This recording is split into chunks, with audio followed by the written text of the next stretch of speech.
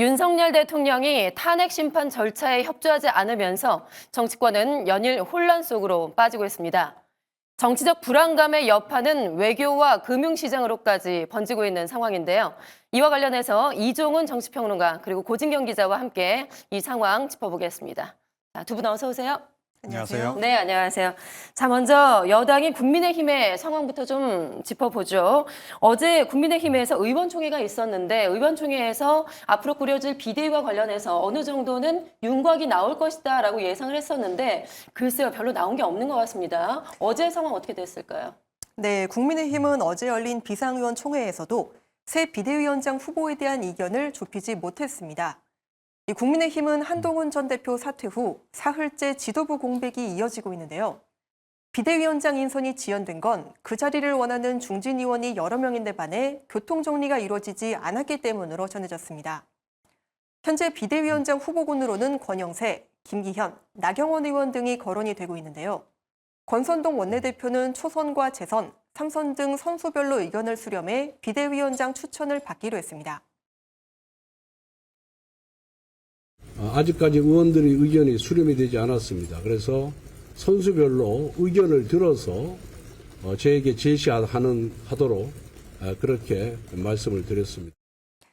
일각에서는 권 원내대표가 비대위원장을 겸직하는 원톱 체제에 대한 의견도 나왔지만 업무가 과중해질 수 있다는 우려가 제기됐습니다. 후보군이 친윤계 위주로 거론된 것을 두고는 당내에서 반대의 목소리도 나왔는데요. 조경태 의원은 국민들이 계엄을 옹호하는 것이냐는 의혹을 가질 수 있지 않겠느냐고 지적했습니다. 네, 들으신 대로 어제 의원총회가 열렸지만 이 자리에서도 이견이 좁혀지지 않았고요. 결국에는 비대위와 관련해서 특별한 윤곽이 나오지는 않았습니다. 잠시 후에 4시 반쯤 국민의힘의 초선 의원들이 모여서 또다시 지금 비대위원장 추천을 논의를 한다고 하는데 네. 생각보다 비대위원장 꾸려지는데 상당히 길어질 것 같아요. 그렇습니다. 일단은 지금 이제 선수별로 각자 좀 추천을 해라. 예, 예. 이렇게 지금 돼 있어요. 그래서 이제 초선들 따로 이제 모이고 이제 3선, 4선 또 이제 중진급들은 또 따로 또 해서 이제 각자 대표급으로 이제 좀 추천을 좀 이제 할 것으로 이제 그렇게 지금 예상이 되고 있고 그 의견 수렴해서 이제 결국 최종적으로 이제 선택을 해서 발표를 하는 건 권성동 원내대표 몫입니다. 그래서 다음 주에 하겠다 이렇게 예. 지금 이야기를 하고 있는데 그런 속에서도 다른 한편에서는 조금 전에 이제 말씀하셨듯이 권성동 원내대표가 그냥 겸하는 네. 원톱 체제의 논의도 계속 있단 말이에요. 지금 이제 그 들리는 말로는 권성동 원내대표는 원톱 체제를 지금 선호를 하고 있는 거고 본인이. 그래서 비대위원장 그 선임에 별로 그렇게 적극적이지 않은 게 한 원인 아니냐 그런 지적도 좀 나오고 있긴 합니다. 예. 그런데 이게 현실적으로 지금 이제 여러 가지 그 당내외 상황을 볼 때 권 원내대표가 모든 거를 다 지금 이제 이 상황을 통제할 수 있는 그런 것이 아니고 또 비대위원장이 갖는 또 상징성도 좀 있는 거 아니겠어요? 예, 당의 그렇죠. 어떤 변화라든가 이런 거를 또 보여줄 수 있는 그런 측면도 있기 때문에 원톱 체제는 좀 어려울 것 같고 결국 이제 투톱 체제인데 투톱 체제로 이제 가더라도 비대위원장을 어떤 사람으로 할 것인가 최종 픽을 이제 권성동 원내대표가 할 것이기 때문에 결국은 본인 입맛에 좀 맞는 네. 인물로 택하지 않겠나 그런 전망도 좀 나오고 글쎄요. 있습니다. 그런데 탄핵을 반대했던 인물들이 다시 비대위원장을 맡는다.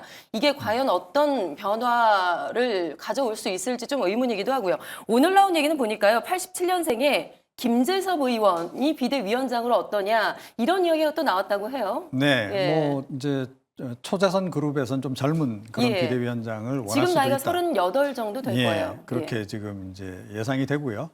뭐 아무래도 그렇게 해서 좀 당의 이제 변화, 뭐 기왕이면 이제 좀 친윤이 아닌 비윤 중에 누구, 뭐 이런 사람을 이제 선호할 것으로 이렇게 보이는데 그런데 문제는 지금 이제 여전히 국민의힘의 주류는 친윤계고 예. 권성동 원내대표는 사실상 굉장히 권한이 지금 강한 상태고 그건 뒤집어서 이야기하면 윤석열 대통령의 당에 대한 장악력이 여전하다라는 그런 의미로 봐야 됩니다. 게다가 지금 이제 대선을 노리고 있거나 한 그 중진급들도 계산이 좀 복잡해요. 예. 그래서 사실은 좀 너무 강력한 비대위원장이 나오는 걸 별로 바라지 않는 그런 정서도 좀 깔려 있는 겁니다. 그래서 결국은 친윤이거나 친윤과 유사한 그런 범주 속에서 결국 선택될 가능성이 높은 것으로. 그런 그렇게 걸 전해지고 보면 있습니다. 국민의힘 내부에서는 이게 지금 비상 상황이다라고 생각을 하지 않는 것 같다라는 얘기가 나옵니다. 그 김태흠 지사가 SNS에 이런 얘기를 올렸는데 지금 국민의힘은 존망의 위기다. 지금 우리에게 필요한 것은 재집권보다 국민의 신뢰를 회복하기 위한 노력이다라고 올렸는데 이에 대해서 동조하는 국민의힘 의원들이 얼마나 있을지 좀 의문이다라는 얘기가 네, 있어요. 근데 일단 뭐 탄핵에 반대한 친윤계 의원들 같은 경우에는 지금 똘똘 뭉쳐 있는 상태거든요. 그러니까 우리는 윤석열 대통령과 운명을 같이 하겠다. 예. 이걸 선택한 겁니다. 지난번 이제 표결할 때. 네, 그런 상황에서 이제 이 사람들이 택할 수 있는 선택지가 이제 별로 없는 거죠. 가능하면 탄핵은 이제 기각 쪽으로 이제 몰고 가고, 그 다음에 시한은 최대한 끌어서 대선 시한을 뒤로 좀 밀어서 그 사이에 좀 재정비를 해서 자기네들이 다시 또 대선 후보를 내고자 하는 예. 이제 그런 방향으로 좀 움직이고 있는 거죠. 그래서 그런 관점에서 지금 그 방향성에 대해서는 다들 지금 이해관계가 일치하는 겁니다. 그래서 이게 쉽게 안 바뀌는 거고, 사실은 뭐 이런 정도 큰 사건이 있고 나면 뭐 당의 이제 비대위원장, 그야말로 외과 수술할 수 있는 그런 분을 외부에서 모셔서 당의 혁신을 하고 뭐 이제 인적 쇄신도 하고 이런 거 하기 마련인데, 이번에 그 똘똘 뭉쳐 있는 친윤계들은 별로 그럴 생각이 지금 없는 예. 그런 상황인 거죠. 네. 그러니까 시간이 참 많지가 않은 것 같은데 생각보다 좀 느긋한 것 같습니다. 자, 그리고요. 헌법재판관 임명 문제를 두고도 지금 여야가 상당히 치열하게 대립을 하고 있습니다. 지금 야당에서는 여당의 비협조에도 불구하고 임명 절차를 강행하겠다. 어제 청문회 날짜도 직접 잡았죠. 지금 상황 어떻습니까? 네, 국민의힘은 한덕수 대통령 권한대행이 헌법재판관을 임명할 수 없다는 입장입니다. 이 직무가 정지됐어도 여전히 윤 대통령이 건지한 만큼 권한대행의 권한이 제한된다는 건데요. 민주당과 헌법재판소는 권한대행의 헌법재판관 임명에 아무런 문제가 없다며 국민의힘 주장을 정면으로 반박을 했습니다. 야당은 여당이 협조하지 않더라도 오는 24일에 새 후보자에 대한 인사청문회를 마치고 27일에 본회의에서 임명동의안을 처리한 후 구인 체제를 완성한다는 계획입니다. 헌법재판관 선출안은 재적의원 과반 출석에 출석의원 과반 찬성이면 통과가 돼서 192석을 점하고 있는 범야권이 단독으로 의결할 수 있습니다. 이 같은 충돌에는 조기 대선 시기를 두고 여야의 이해득실 계산이 깔려 있는 것으로 풀이가 되는데요. 민주당 입장에서는 유력 차기 대권 주자인 이재명 대표의 공직선거법 형량이 확정되기 전에 대선을 치르는 것이 유리하고요. 야당에서는 비상계엄 사태의 후폭풍을 피해서 대선을 최대한 늦춰야 유리하다는 계산을 하고 있습니다. 네. 이렇게 빨라질 대선 시기를 놓고 지금 여야 간의 셈법이 복잡하고요. 지금 수싸움도 상당히 치열한 것 같습니다. 각자 지금 양쪽에서 머리를 돌리느라 상당히 바쁜 것 같은데 사실 이게 벚꽃 대선이냐 장미 대선이냐 이야기가 나왔었는데 여야 간에 이렇게 미루기 전략을 하다 보니까 단풍 대선이 되는 거 아니냐 이런 이야기까지 나오고 있어요. 좀 시기를 어떻게 생각을 하세요? 그렇죠. 그러니까 국민의힘은 계속 지금 지연 전략을 쓰고 있는 겁니다. 그러니까 헌법재판관 임명 부분도 계속 이제 여러 가지 이유를 들면서 이제 뭐 6인 체제도 괜찮다. 근데 만약 6인 체제로 뭔가 결정을 내리거나 하면 또 국민의힘은 그때 또 시비 걸 거예요. 예. 불완전한 상태에서 이건 내려진 결정이기 때문에 수용하기 어렵다. 이제 이런 식의 이제 전략을 지금 이제 가지고 지금 가는 거고, 어찌됐건 대선 시점을 최대한 뒤로 늦춰야 되기 때문에 또 권성동 대표, 원내대표가 또 새롭게 또 하나 들고 나온 게 개헌 이슈를 또 들고 나왔어요. 맞아요. 예. 개헌 이슈까지 들고 나오게 되면 개헌 논의에 이제 들어가게 되면 이게 일종의 또 블랙홀이 됩니다. 여야 간에 굉장히 또 이게 쟁점이 많아지면서 이게 이제 또 시간이 굉장히 이제 길어질 수밖에 없어요. 아니 그동안 뭐 개헌 논의가 없었던 건 아니잖아요. 네. 예전에도 뭐 개헌 특위 만들어가지고 1년 넘게 논의를 했었는데 뭐 결론을 내지 못했었고요. 그렇죠. 이 상황에서 지금 개헌을 논의해봐야 과연 뭐가 여야 간에 국민에게 그러니까 득이 지금 될까요? 이제 결과적으로 이 개헌 논의를 하자는 얘기는 시간을 끌겠다. 예, 미루겠다. 예, 그런 것으로 밖에 이제 안 보이는 겁니다. 그래서 할 수 있는 모든 지금 지연 전술을 지금 국민의힘 쪽에서는 쓰고 있는 건데, 예. 그런데 저는 뭐 개인적으로 이렇게 생각합니다. 그러니까 이런 그 큰 국가적인 사건을 유발한 당에서 다시 대통령을 탄생시키는 게 가능하다라고 생각하는 것, 예. 그 전제가 조금 잘못된 거 아닌가. 그리고 그게 가능하려면 정말로 지금 뭐 어떤 뼈저린 그런 반성과 이런 것을 전제로 지금 해야 되는데, 지금 국민의힘의 그 움직여 가는 것들을 보게 되면 별로 반성하는 기미도 없고, 기득권을 여전히 지키려고 하는 그런 모습을 지금 보이고 있단 말이죠. 그래서 이런 게 과연 국민들에게 얼마나 설득력을 가질 수 있을지 의문입니다. 예. 네. 지금 민주당 입장에서는 그 이재명 대표의 공직선거법 형량이 확정되기 전에 대선을 치르는 것이 유리하다라고 얘기했는데 이 시기는 언제쯤으로 대략 좀 예상을 하세요? 그러니까 그게 좀 이제 아무래도 그건 이제 재판부에 달려 있는 특히 그 1심 지금 유죄 판결 나온 건이 한 건 있지 않습니까? 예. 공직선거법. 그게 이제 2심이 이제 언제 결정이 나오느냐 이제 하는 건데 2심 결정이 만약에 좀 일찍 나온다 그러면 예. 아무래도 그 2심까지 유죄 판결을 받으면 대법원 확정 판결 가능성이 높아져요. 그렇게 되면 이제 이재명 대표에 대한 압박이 상당히 심해지겠죠. 예. 그리고 또 다른 지금 재판도 지금 3건이 더 있습니다. 한 건 무죄 받은 거 빼고도. 그 가운데 또 한 건이 1심에서도 유죄가 나온다. 그러면 1심 유죄가 2건이 되거나 3건이 되거나 이제 이런 식이 될 텐데 그것도 역시 가지수가 많아지면 상당히 예. 부담스럽고 민주당 내에서 그 이제 비명계 중심으로 해서 이제 이 대선 후보 이재명 대표로 안 된다.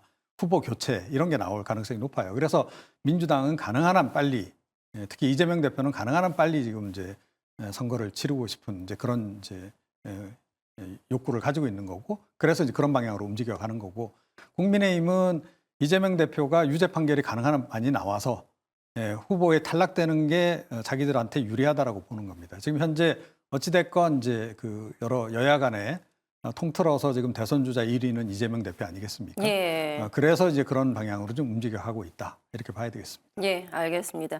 자, 이렇게 한국 정치가 지금 탄핵 소용돌이에 빠지면서 외교 상황도 상당히 어려움에 처해 있는 그런 상황입니다.